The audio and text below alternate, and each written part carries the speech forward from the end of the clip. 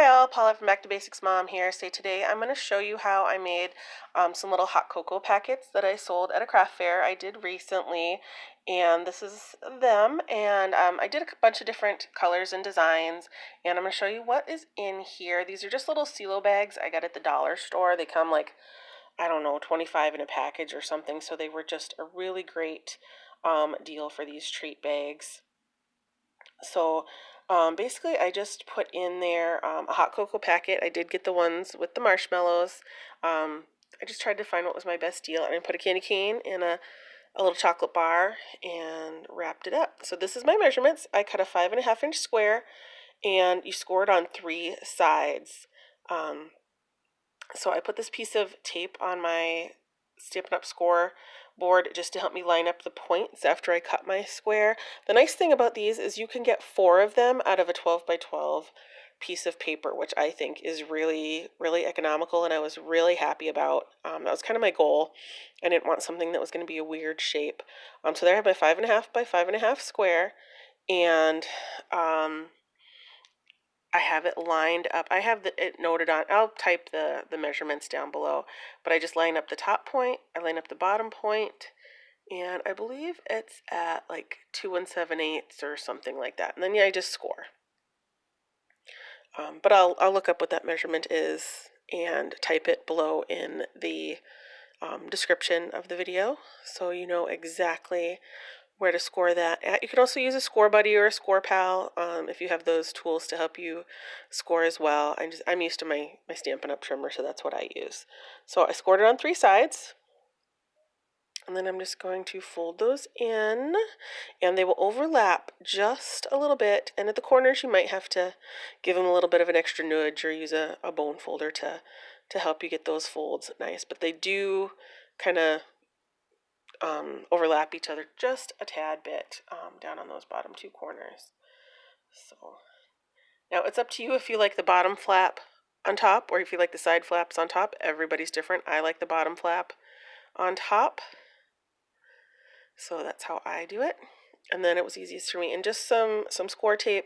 Your ATG tape will work pretty good for this, especially since we're gonna do a little wrap around it to help hold it. But I think the score tape, if you have some, works just a little bit better. So I just used my 1/4 inch because that's about what the overlap is. It's just about almost exactly a 1/4 of an inch where the edges overlap. So I just use that to tape the edges down. Now these sold pretty well at my craft fair. I sold about half of what I brought, so I think I sold at least 10 or 12 of them. I sold them for $2 each.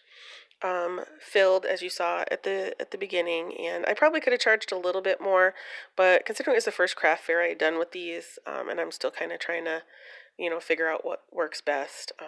$2 worked for me, and I can't remember what my overall cost was, but I believe for all the supplies, it was definitely under $1. I think it cost me about 75 cents to make these, so for starting out, I thought it was pretty good. And my daughter took some of my leftovers and gave them to friends. And I added a couple of these to some gifts for some coworkers as well. And my coworkers all really enjoyed, it was just a little something. It was something simple, easy to give them.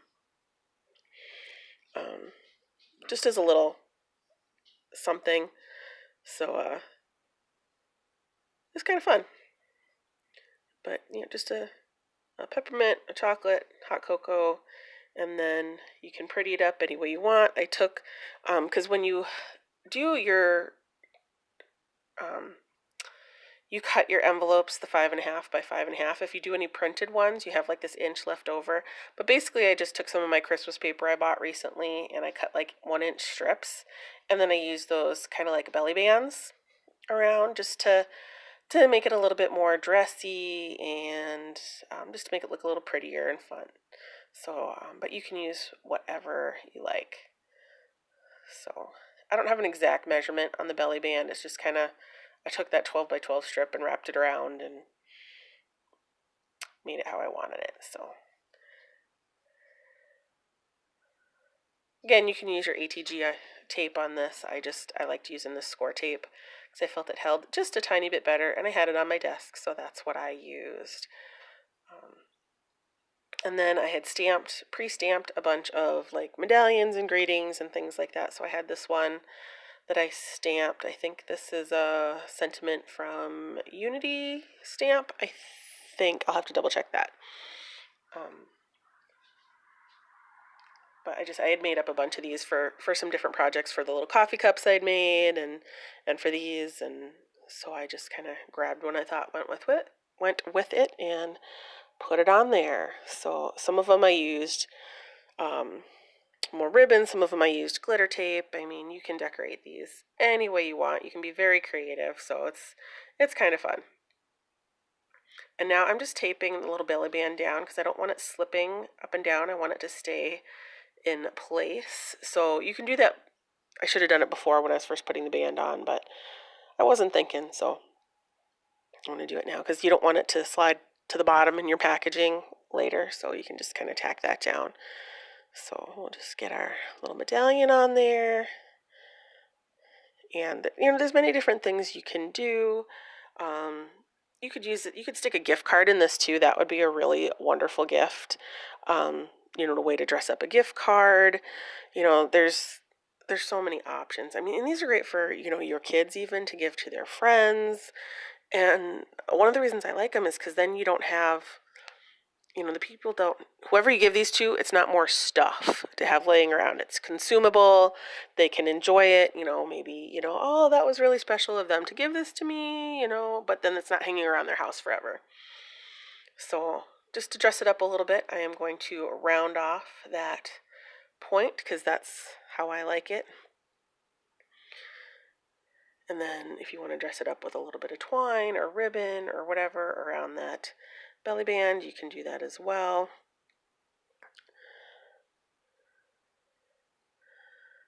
So I like it because you can leave it super simple or you can dress it up.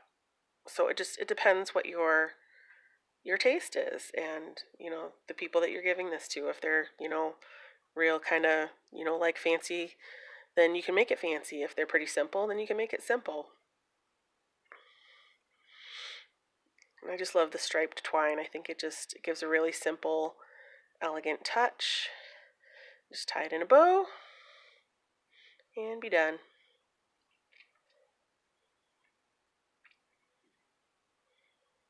So I hope you and those you love have a great holiday season. So it's been kind of a crazy year for us. We've had a lot going on, and I'm sorry I didn't get this video out before Christmas. So probably won't get popular till people are planning for next year, but that is okay with me. I just have had no time around our house with any kind of quiet or nobody around or whatever to do these voiceovers. So I hope you're not too disappointed with me for not getting it out earlier, but thank you so much for joining me. I hope you give me a thumbs up if you like this. Hit subscribe below, and have a great day, and I'll talk to you later. Bye-bye.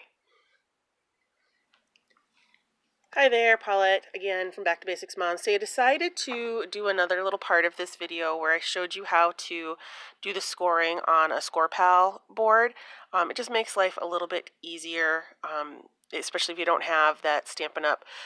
Cutting board and scoreboard. So excuse me, you can see here I have the written instructions again. Again, I typed them below in the description box of the video description box. I marked my top and bottom point with these little sticky tabs where I even did a little extra black mark on it just because on this 1/8" score pal, those little lines really run together quite easily. So you're just going to line up your top point and your bottom point at the 3 7/8 line on the score pal. Now your point all the way to the left there might butt up against the side just a teensy bit, but that's okay.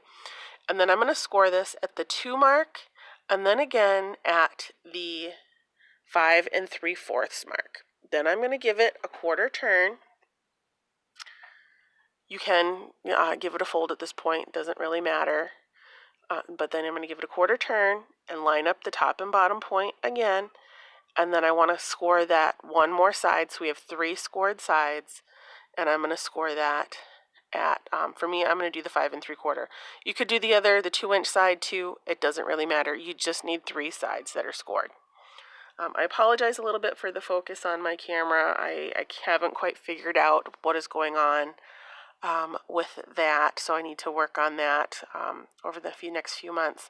But I also decided that on this version I was going to take out the corners just to get rid of a little bit of the bulk. So I just used this little hole punch.